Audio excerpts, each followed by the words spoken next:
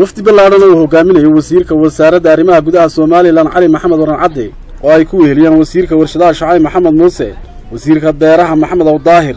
maayirka caasimadda gobolka Gabiley Mudane Maxamed Amiin Cumar Cabdi ayaa maanta soo gaaray magaalada Wajaale ee ku taal xuduudda u dhaxaysa Soomaaliland iyo Itoobiya ujeedada wafdigan ay yimaadeen ayaa ahayd khilaaf ka dhaxeeya guddida horumarinta iyo maamulka degmada Tog Wajaale kaas oo muddo soo jiitamayay wasiirka arrimaha gudaha Soomaaliland oo socdaalkooda ka warbixiyay iyo ujeedada ay yimaadeen magaalada Wajaale ayaa waxa uu yiri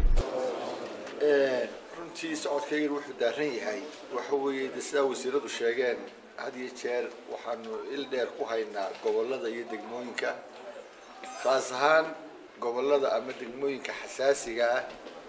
ee Wajaale ka mid tahay Wajaale waxa weeyaan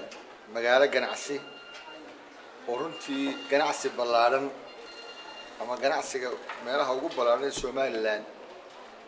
kuwa ugu qiimaha badan bay ka mid tahay Wajaale waxaana runtii yaala dhaqaalaha reer Soomaaliland intiisa badan halkaa waxay ka tahay magaalo runtii ka weyn degmo ahaan magaca lagu sheego qiimaheeda la eego marlabaadka waxay ku taallaa xuduud ama waa dariiqa keliya ee sharciga ah ee innaga iyo dalka Itoobiya ee ballaaran ee saaxiibka nahay isaga furan tahay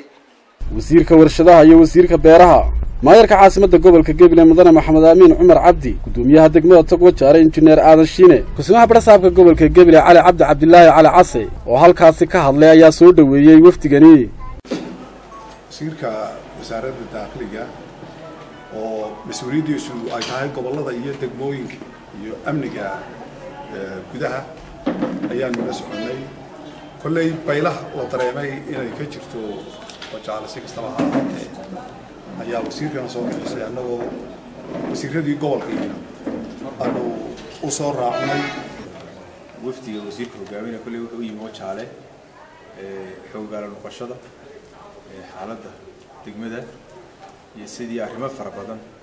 runtii looga wada hadli lahaa kullay schedule iyo qorshe ayuu wafdigu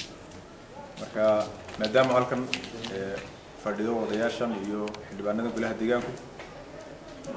way hadli waana la iswareysanay qoliyaha guddiga horumarinta magaalada guddiga ganacsatada iyo guddiyo kalena waxay rabaan in la arko marka cid kasta oo ama haddii wax tabashay jirto ama haddii xuuna ay jiraan maanta wasiirku wuxuu yimi inuu xoogaal dhab u noqdo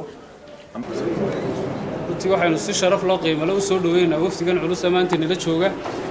ee uu hogaaminayo wasiirka wasaaradda arrimaha gudaha Cali Maxamed Waran Cadde oo u yimiday socdaal shaqo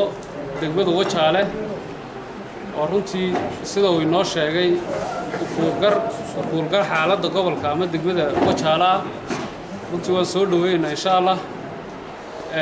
waana habboonta in wasiirada iyo mas'uuliyiintu waxa weeye waqtiyada qaar ay soo siiyaan dadka oo ay la kulmaan xaaladda jirta runtii aad iyo aad baan u soo dhaweynaa waxaan leenahay gacmo furan ku soo dhawaada saacadda wasaaradda ku soo dhawaada gobolka aad iyo aadna waan idinku mahadnaqaynaa hawsha aad u socotaan xogogaalnimada ah iyo hadallada idin soo gaaray sidii aad uga muxuu ahaay uga xog aad isku xilqaanteen aad ku xog keentaan waana runo kolley dee marka xil la hayo jaanibyo badan baa wararkoodii ka imanayaan marka aad iyo aad baan idinku mahadnaqaynaa sidaad isaga xil saarteen si fiican oo sharaf iyo maamuusku ku jiro ayuu hadalka inoogu bilaabmi doonaa intana waa loo dhaadhici doonaa wixii qarsoon iyo wixii aan qarsooninba maanta lagu kala tegi maayo waan malaynayaa anigu haddii aan qaldan ahayna nin xoolo u soo doontay degmada Tog Wajaale ama dalka Soomaaliland ilaa intaas soo gaadhay wax soo barinay waxaan ahaa nin dibaddana ka halgamayay